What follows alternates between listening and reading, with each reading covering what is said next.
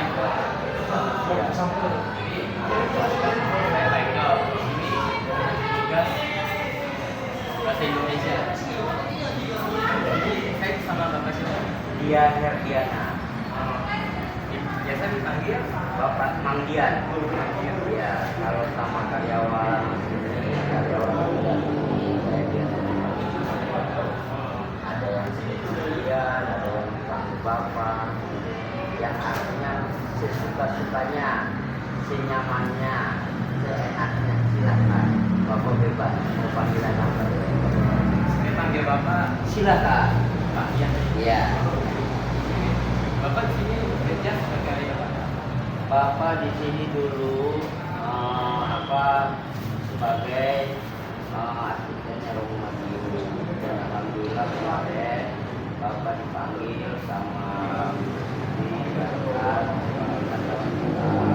yang artinya bapak sebagai bapak sekarang Romo Madiun termasuk ke Jogja, Semarang yang dalam acara keluar kota pimpinan beliau, dan di saat saya diperlukan sebagai driver yang artinya saya selalu siapkan, dan akhirnya beliau yaitu Romo Matius berakhir masa jabatan di Yayasan Agama Kristus dan kembali ke OSS sebagai Dewan Kehormatan. Jadi sebelumnya saya tanya dulu Pak, umur bapak berapa ya? Umur bapak sekarang nanti ke Desember 55 tahun. Tanggal berapa? Tanggal 8 Desember. Itu saya 11 Desember. Saya 11 Desember. Sudah Desember, berarti dekat kita 1 bulan, cuma beda tanggal, beda tahun. Adik usia berapa tahun sekarang? Saya tahun ini 17. 17. Kelas 2 SMK ya? Kelas 12 SMK ya? Oh, kelas 1 10 ya? Pendidikan bapak terakhir apa ya?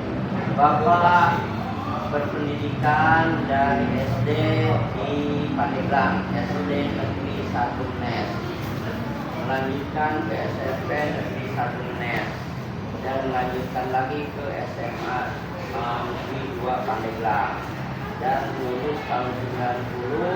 Setelah itu bapak ikut privasi les kayaknya ya, akunting dan komputer.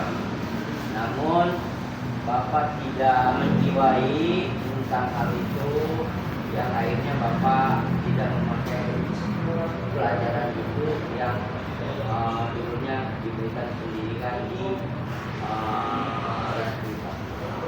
ijazah ada, sampai akuntansi bapak punya ijazah di Madinah.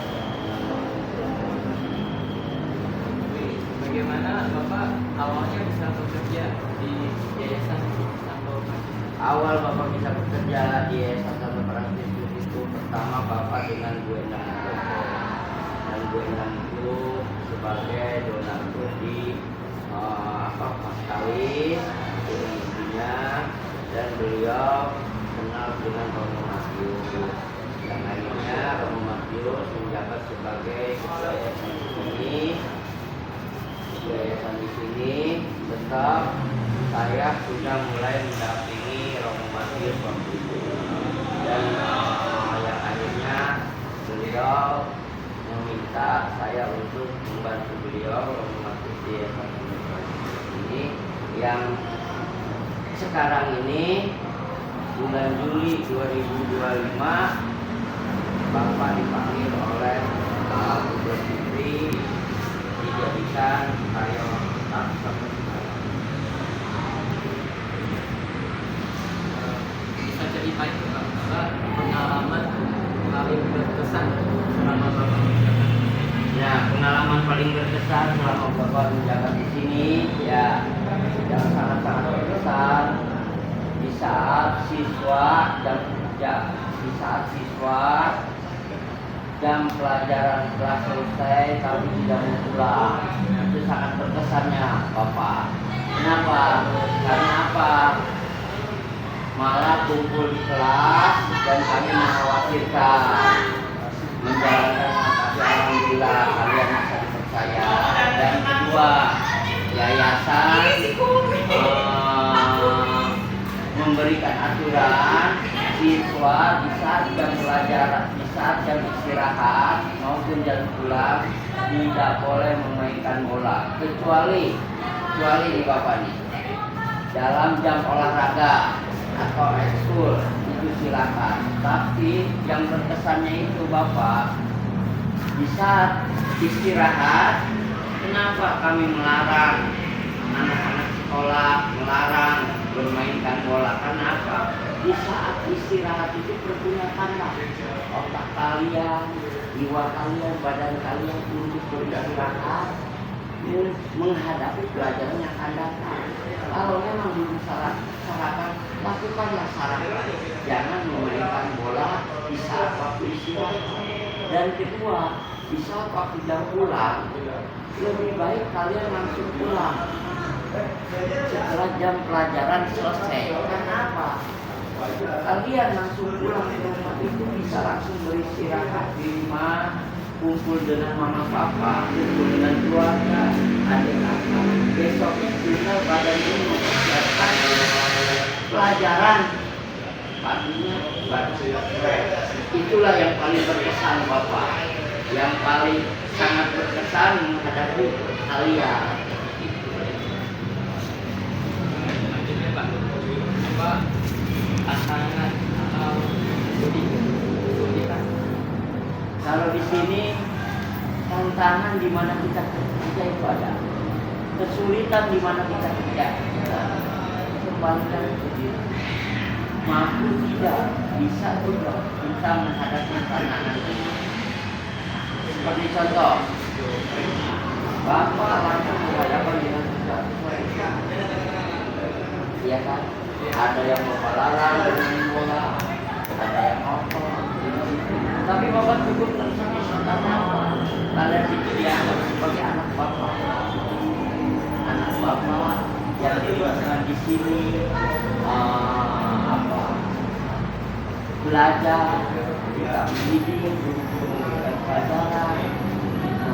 Di mana-mana kalau tantangan dan rintangan apa tadi? Kembali lagi kita menghadapinya. Ada nanti kerja juga begitu, apa rintangannya apa pasti ada. Tapi kembali lagi ke diri kita. Apa kita cukup menjawab atau menghadapi dengan tersenyum? Itu yang lebih bagus. Apalagi Selanjutnya apa nasihat Bapak pada mahasiswa? Nah, kalau Bapak sih gini nasihatnya, selagi ada orang tua, selagi ada orang yang mau membiayai kalian dalam meraih cita, jangan pernah kau kecewa.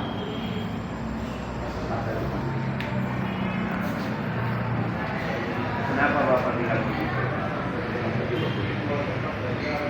Anak pertama. Tapi semua alhamdulillah. Tinggal yang ketiga lulus SMA tahun ini. Yang keempat naik ke SMA. Jangan pernah kalian menyalahkan orang yang peduli, orang yang mau membiayai kalian baik. Karena kesempatan ini cuma satu kali dalam hidup. Dan jangan pernah kau melawan pada orang lain. Surga di bawah telapak kaki.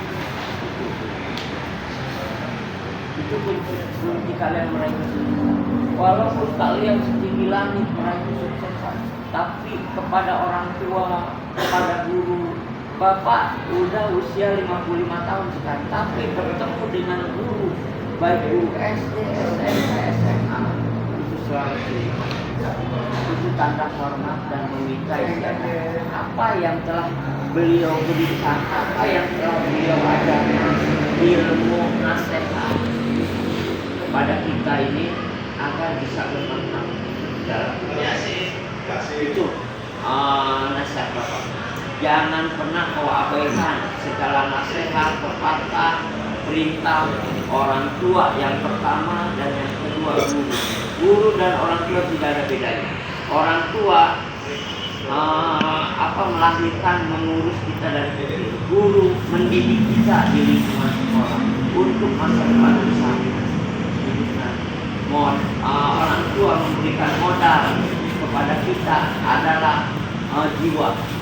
Guru memberikan modal kepada kita adalah ilmu di hari tua, di masa tua. Itu aja pesan Bapak. Sama-sama.